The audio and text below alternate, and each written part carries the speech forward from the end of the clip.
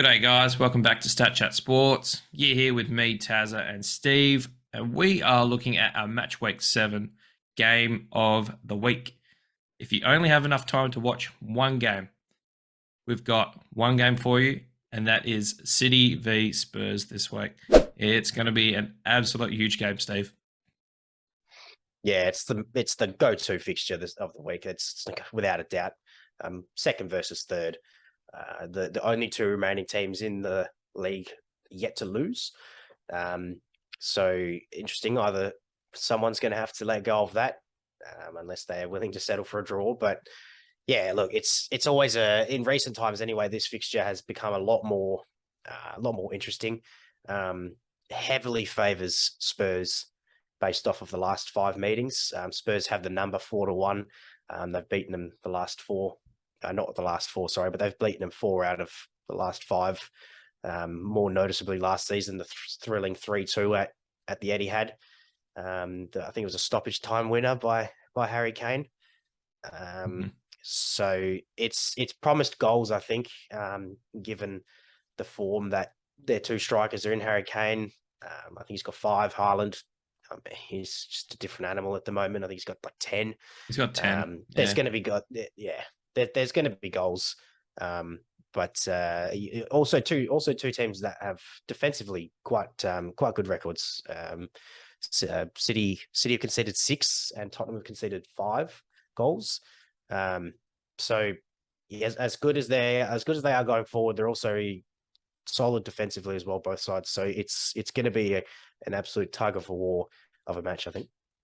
Yeah, I thought City had conceded more, but yeah, only 6 conceded it's still a very good record with a plus 14 goal difference. Keep in mind, 3 of those came in one game. Well, that's what that come to mind. I think it was Newcastle. I think City Newcastle, where they gave up 3, and that sprung to mind. But yeah, to have conceded only 3 goals in the 5 other games is a pretty remarkable record. But yeah, I mean, I think to me, like you said, this game promises goals. We've got 2 of the form goal scorers in the league. I think Haaland's obviously top, Kane's third, and I think Mitrovic sits in between, maybe with another, I think, 6 goals.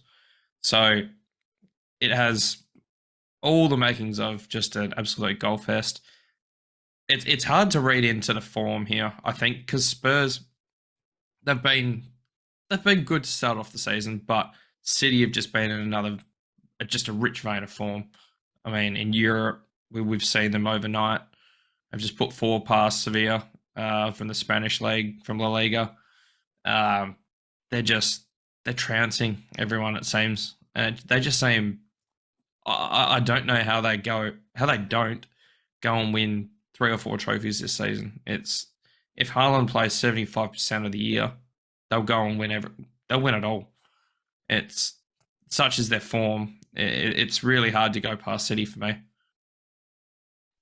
Yeah, I would agree. I think I'd have to agree. It's really hard to call, but I think when City win games, they score more than 1. I think their expected goals is like 3.33 goals per game, something along those lines. That's mental. I mean, they put obviously 6 past Nottingham Forest, 4 past Palace, 3 past Newcastle in the draw, 4 against Bournemouth. So they score. I mean, everyone knows City. They score plenty of goals. Whereas obviously Tottenham, maybe not as convincingly their wins. 2-1 against Fulham most recently. They drew against West Ham, who that was West Ham's first. No, sorry, not their first point of the calendar year, but a draw against West Ham, given they're not in great form, probably a disappointing result for Spurs. Only 2-0 against Nottingham Forest, and then 1-0 against Wolves. So I'm not to say they're scraping over the line, but they don't have that sort of that punch and that really. I'm not really sure that the word escapes me, but they're not ruthless, I suppose. In these games, City will just put 6 past you like it's nothing, and then act like it's a training day. Whereas Tottenham probably maybe have to work a little bit harder for their goals and their 3 points, but it's going to be a tight affair.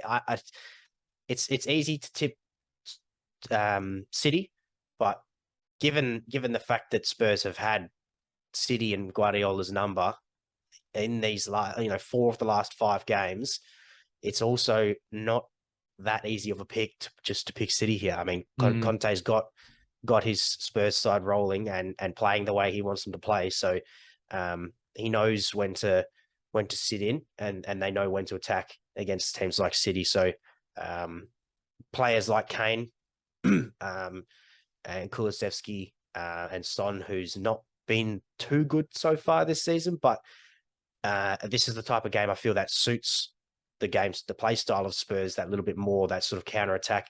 Kane dropping in deep when Spurs win the ball, and then he just releases one of those other two in the front three, and that's where they probably get majority of their goals against City from, to be perfectly honest.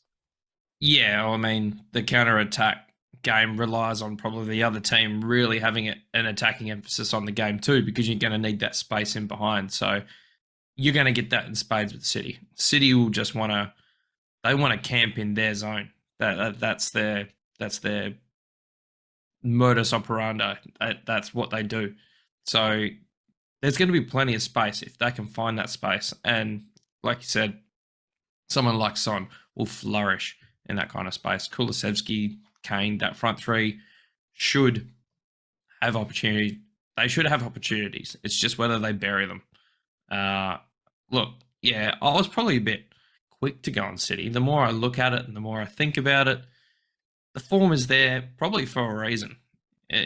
Clearly, Tottenham know how to play against a team like this, and as we touched on before, it suits their style. So it's also hard to go past City in the form that they're in. But I'm going to stick with my tip, but I don't think it's going to be. I think both teams will put on the goals. To me, it feels like a 3-2 City if I had to pick a scoreline. Yeah, it begs the question: do Spurs have enough to stop Erling Haaland? And I think the answer is no. I don't think there's a lot of teams in the league that have enough to stop him.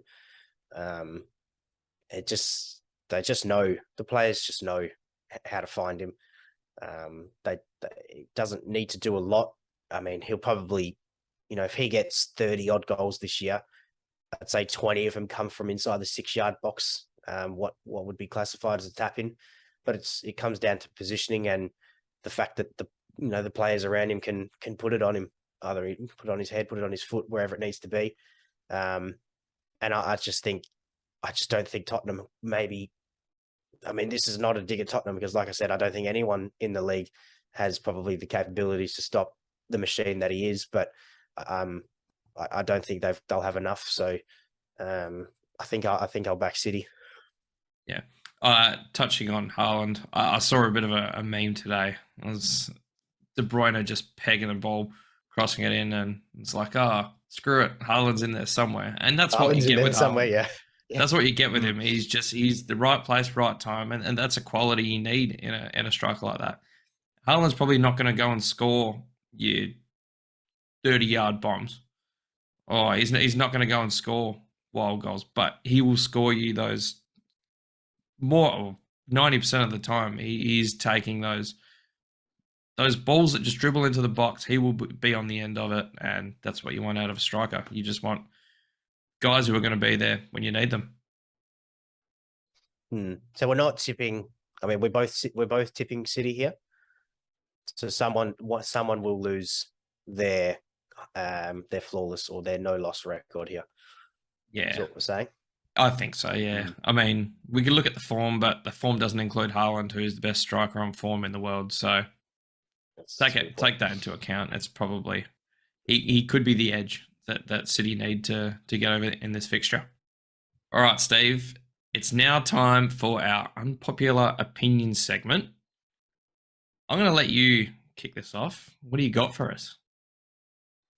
Yeah, I've got a bit of a cracker here. So this goes to the debate of best midfielder in the Premier League era. Basically, it's commonly debated, maybe more so on the best English midfielder. The discussion is between Scholesy, Lampard, and Gerrard as to who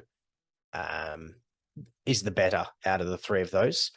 Granted, the player that I'm about to put forward here, and again, this is not one of mine. He's not English, but even still, those three players are still in the discussion for the greatest midfielders in the Premier League.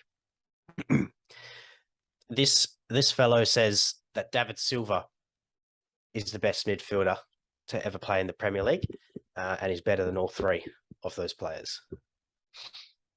David Silva's very good, but look, I don't have the stats in front of me, and I mean, stats don't tell the whole story, but they tell a lot of the story.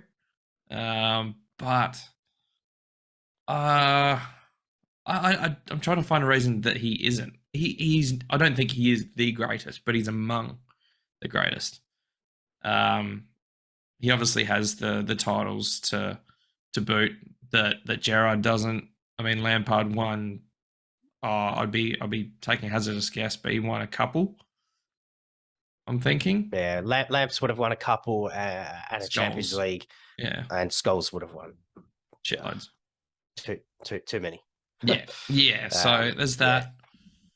Yeah, I mean, each of those three players has their own claim to fame. Really, I mean, Lampard has the goals. I think Gerrard has the assists, and then Scholes got the titles. Yeah, and don't quote me on Gerrard. I think he's got the assists, and then Scholes has got the titles.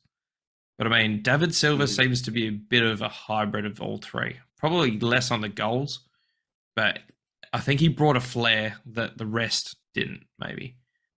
Scholes was industrious. Lampard is just known for his knack to just pop up and score a goal whenever, and good goals. And then Gerrard, I mean, the worldies that he scored, there were just plenty of them. And plus, obviously, the assists. It's hard to put him in front of those three, but he's probably in the next bracket down for me after those three. Yeah, it's not hard for me. It's just not true at all. I mean, a good player in his own right, but the impact on the individual teams that those three individuals had, just surpasses David Silva. David Silva was amongst the upper echelons of the Man City players, where they were just. I mean, I feel like a broken record when I talk about City sometimes, but they're the best team of the last 10 years in the Premier League, and he was a part of that. So you could make if that's the case, and maybe this particular guy's making the argument based off of accolades. You could make the same argument for Vincent Kompany and say Vincent Kompany's a better player than John Terry. That's not true, but it's because of the accolades are there, and anyone in that City side within that 10-year period, Sammy and Nasri, is a better player than Scholes, Lampard, and Gerrard because he's won more titles. No, it's just not true. I mean, David Silva is a class player, but the impact he had on City's squad just doesn't even come close to the impact these three players had on their teams. I think after it's all said and done for another City midfielder, we may be talking about him in that kind of league. And I think there is another City midfielder, you probably know who I'm talking about, but I think there is a City midfielder who will surpass David Silva. Whether he gets those three, I'm not sure. But what he's been doing, and you could probably make the same argument that it's just to do with the accolades that he's picked up with City. But for me, Kevin De Bruyne is better, and I think he'll be more consistent over the time that he spends with City towards the end of his career. If he does decide to spend the rest of his career with City, I think the numbers and all of that he'll put up will be more, and his footprint on City will be even more. And we will talk about him in that discussion in years to come. Yeah, 100% agree. De Bruyne will be that guy, not David Silva. Cool. Yeah, no, I like that. It's a good talking point. The point is definitely an unpopular opinion, and that's what we like. But probably not one that we're going to agree with at this point. All right. I want to go to a league that we don't really talk about too much. I'm going to Serie A in Italy. It's Okay. one of the most competitive leagues at the moment. We're 5 games, well, they're 5 games in that league at the moment. Mm. So not since 2001 has that league been won by a team other than Inter, Milan, or Juventus. And so that was Roma who won in 2000. Mm. Okay. So my unpopular opinion is none of those three teams will win it this year. We will see another team win the Serie A this year, win the Scudetto. Have you got a pick, or you just Napoli. can I take a punt? Napoli. Yeah. Okay. Yeah. Okay. And that doesn't bode well considering that our boys are versing them tonight, tomorrow morning. But I'm probably going to go with Napoli. Obviously, there's Atalanta in the lead at the moment. Whether they've got the staying power, I'm not completely sure. Roma are right there in the hunt. Torino, probably the same argument as Atalanta. I'm not sure they have the staying power. Obviously, Inter, AC, and Juventus will come back. When I say come back, Milan are 2 points off the league. We're 5 games into the league. Things will even out. But I think this may be the year that we see the domination of those three teams broken. Yeah. Okay. I don't see it happening. Unfortunately, I don't. If any team to do it, I think it'd be Roma. The backing of Jose Mourinho and the new signings, Paulo Dybala, Wijnaldum is in there. They've looked pretty good under Mourinho, but yeah, I mean the likes of Milan, maybe not Juventus have really dropped off the pace a fair bit recently. For me, it's probably between the two Milan clubs, and they just had their derby at the weekend, I think, and AC came on top. So obviously they're the current champions. So yeah, I think it's difficult to look past at least those two teams. You can throw Juve in the mix as well, but I think for me it's too difficult to look past one of those three teams winning it. I mean, it'd be great to see. It was great when Inter won it and finally knocked Juventus off the perch a couple of years ago, and then for AC to do it last year. It's good to see somebody else besides Juventus, but yeah, I think that might be a bit of a long shot. That's why we call it unpopular opinions. I'm not going to come here and say that City are going to win the league because that's popular and everyone knows that's probably going to happen. So, look, whether that happens or not, look, I should probably chuck a few bucks on it because if it does happen, I'll be rolling in it. But that's how unpopular it is. But look, that's what we're here for, and that's what we bring. We bring unpopular opinions. But it's an interesting stat. I knew it was heavily dominated by Juventus recently, but I didn't realize it was just between those three teams, to be perfectly honest. I was quite shocked. I thought, look, there's something we don't usually see. And then I looked into it and I thought, oh, I've got to bring this up. I got to bring this to the table because 20 years of domination between three teams. Obviously, we knew there was some sort of domination there, but to that extent, I think it's kind of lost on a lot of people just how. I mean, for a long time, it has been a farmers' league for Juventus, really, and obviously that's changed now with Inter and AC coming up, so there's a bit more competition, but we're seeing it on a different level at the moment with the way that the league has started. So yeah, it's good. It'll bring a lot of interest to Serie A because everyone really got bored of Juventus just rolling to it every year. So it's a good thing for the league.